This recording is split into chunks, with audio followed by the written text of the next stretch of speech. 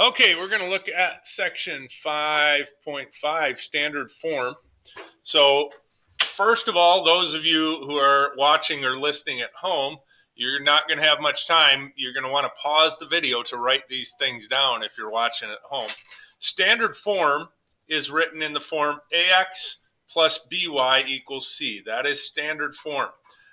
Now, what does that mean? We're going to see equations like this. Those of you watching live here or at some point watching at home, you might see a problem that looks like this. 2x plus 3y equals 12. That's in standard form. That's an example. And it's got all the x's on the left side of the equal sign. It's got all the y's on the left side. And then it's got all the constants on the other side, just the number 12. That's what we call a constant number. So that's an example of standard form. But then we're going to talk today about finding what we call the y-intercept and the x-intercept. So here that's supposed to be like a dot. It wasn't supposed to be an x. So the y-intercept is a point where a line intersects the y-axis. We've already talked about that. If we look at a line, this would be the y-intercept. Okay? And at that point, x is 0 because if you line it up, it's 0 on the x. This one, the x-intercept, is where it crosses the x-axis. We have not talked about that yet. And that point, y is 0. It has no height. It's on x, but it's 0 high. Okay, so those watching, you're going to need to pause the video to write those things down. I'm going to keep going so we don't make this video long if you're watching it at home. Okay, so first, to be able to do this form, everybody, you have to have it in standard form. So when you look at this one, right away you should see, is it in the form AX plus BY equals C? Are the x's on the left, are the y's on the left, and are the constants, the regular numbers, over on the right? Does it look like the right form? You can give me a thumbs up if you don't want. Everybody agrees. All right. So now we're going to find the x-intercept and the y-intercept. I'm going to start with x. To find the x-intercept, here's the idea. Now you can really get to a shorter, faster method of this in the long run. But to find the x-intercept, one of the things it says with the x-intercept, y has to be 0. And if you make y 0, you'll find the x-intercept. So here, if I put in for y, I put in a 0. Here's what happens. 5 times 0 is 0. So I end up having this disappear, and I get 3x equals 30. Now all I have to do is finish and solve for x by dividing by something. Divide by 3, yes. So if we divide by 3, x is 10. Now that would indicate that the x-intercept is at 10, 0, and you're like, where did the 0 come from? The x-intercept always has y as 0. If I were graphing this,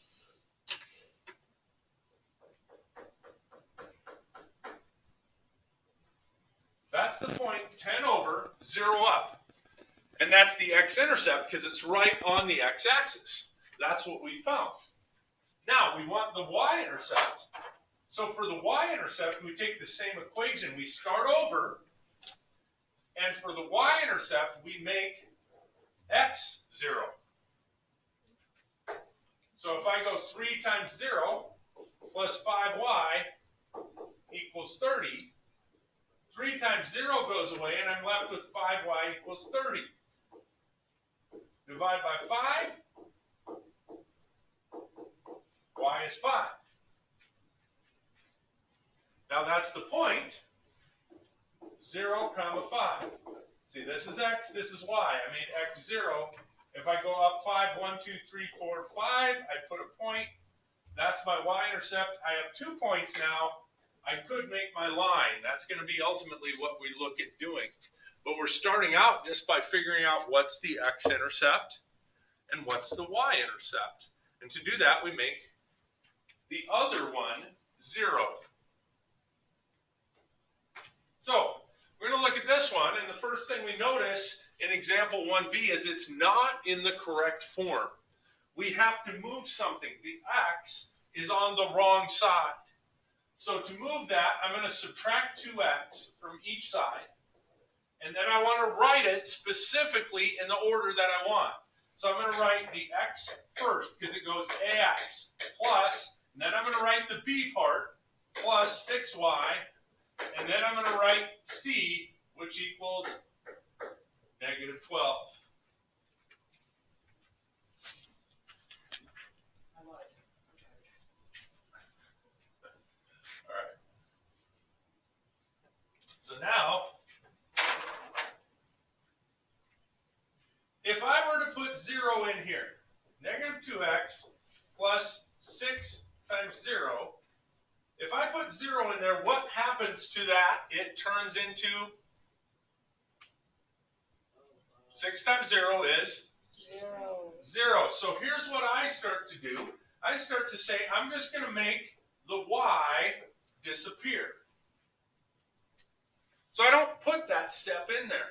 I make it easier. This then is going to find me x. So I divide by negative 2, and x is 6. But what I have to remember, y was 0. So it's 6 comma, that one kind of looks like 6, so I'm going to make it a better 0. 6 comma 0. Not much better. Clean it up a little more.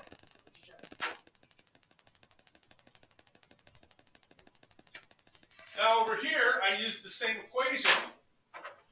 I want to figure out y. So if I were to put 0 in for x, this is what I would get. I like to skip the part with the 0 and just go 6y equals negative 12 and divide by 6. So y is negative 2.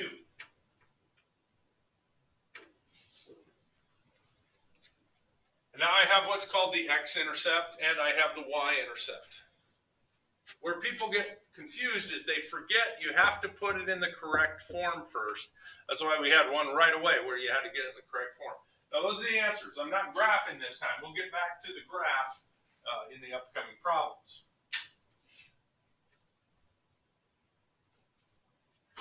All right, this one. We first look, is it in the correct form? ax plus by equals c. They're all in the correct spots, so we can proceed. So I'm going to take this one, and I'm going to go 4x equals 48. Now, all I'm doing is I'm skipping a little bit of a step. I have put 0 in for y.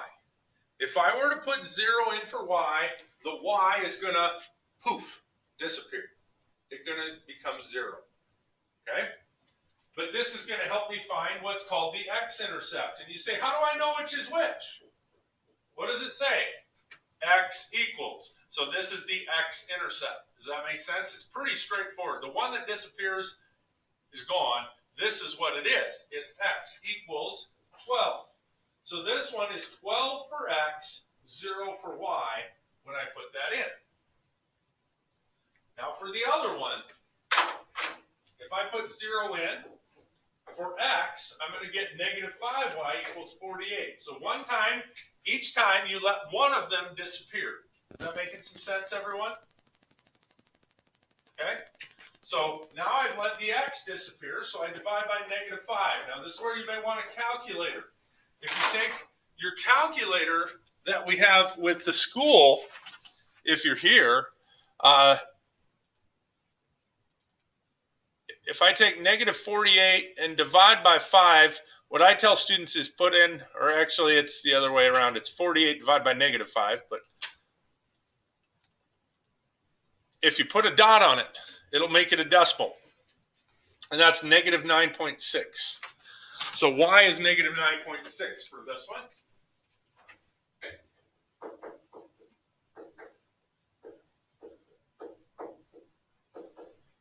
So that is our y-intercept. 0 for x, negative 9.6 for y.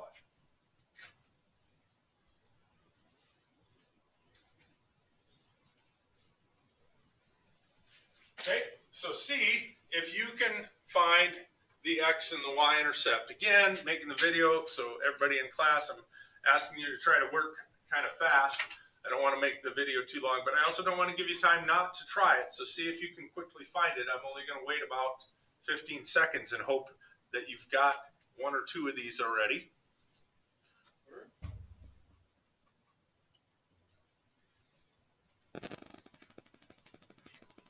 Part D, catch up. If you missed one, I can back up. I'll back up later and redo it. But 2x equals 12. That means I put 0 in for y, because the y disappeared. I divide by 2, and x is 6. So remember, it goes x, y, so it would go 6, 0. That's our x-intercept. Negative 3y equals 12.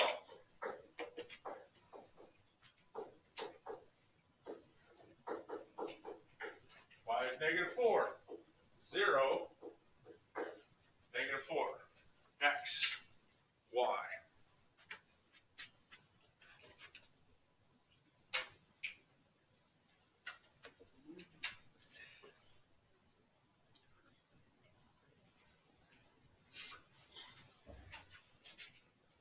All right. Now we're going to graph. We're on to the graph one. Down below. Graph using the x and y intercept. So first of all, we go 4x equals 12. If you divide by 4, x is 3. So that means this is 3 comma 0. Now let's find 3, 0. Remember, this is x. X is only 3, 0, this place right here. So you're putting on that dot. That's what we found. That's where the line is going to cross the x-axis. Now we're going to find the other one. Negative 3y equals 12. You're going to divide by negative 3. Y is negative 4. 0. Negative 4. We put the dot on. Should be down 4. And then we get our graph. Once you have 2 points, you can graph the line. Okay? If you're catching on, try the next one and go to the next one. Any questions on this? Everybody's starting to make sense. Okay. All right, the next one. Is it in the right form? Always look, is it in the right form? It's ax plus by, then an equal sign, then c. It's correct. So let's do the x part. 5x equals 60. You say, what happened to the y? We put in 0. That's why it's disappeared. We're just skipping that step. I can show that step, but to me it's easier. It's less if we understand. I put in 0. Now I divide by 5. X is 12. So x is 12. Y is 0.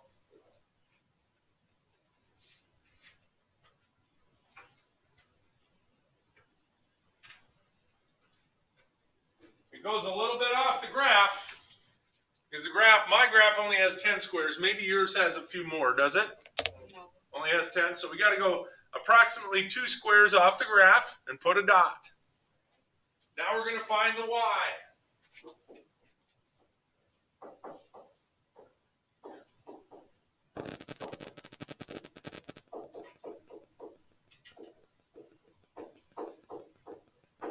Y is 0, negative 10, so we got to put a dot way down there at the bottom. I can't get it on my screen right now. I'm going to have to see if I can.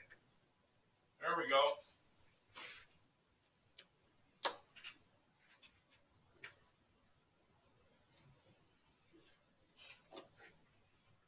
Once you have the 2 points, you can graph the line. We have what's known as the x-intercept and the y-intercept. Okay? Next one, part C.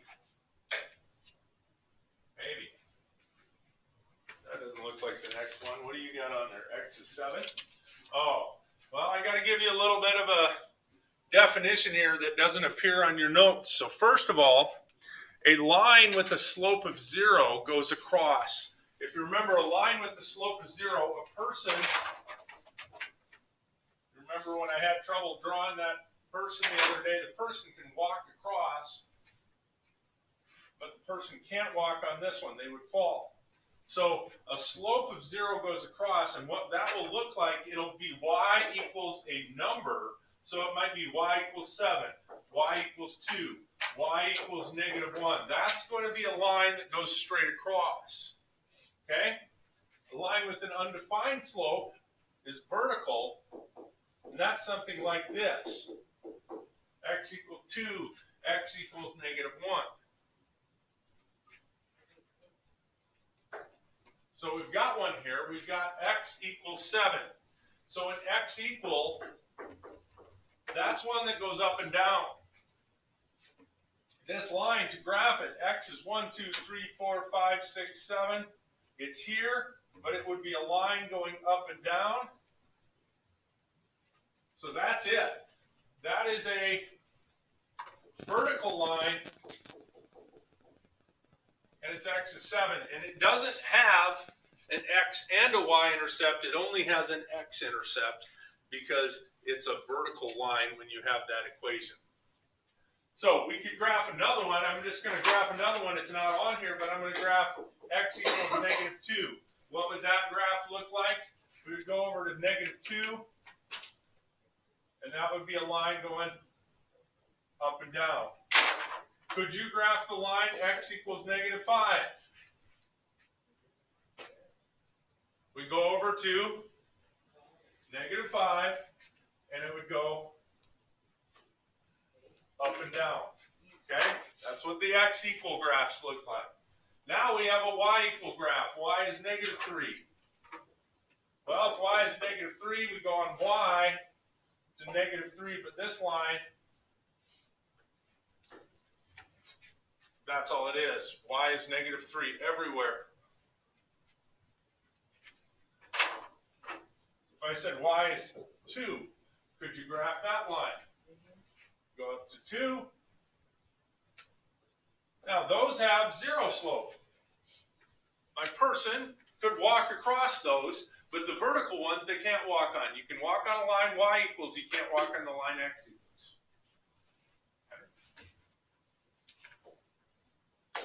All right. So I think that's it. We do have a worksheet that we'll work on tomorrow. That's it for right now today.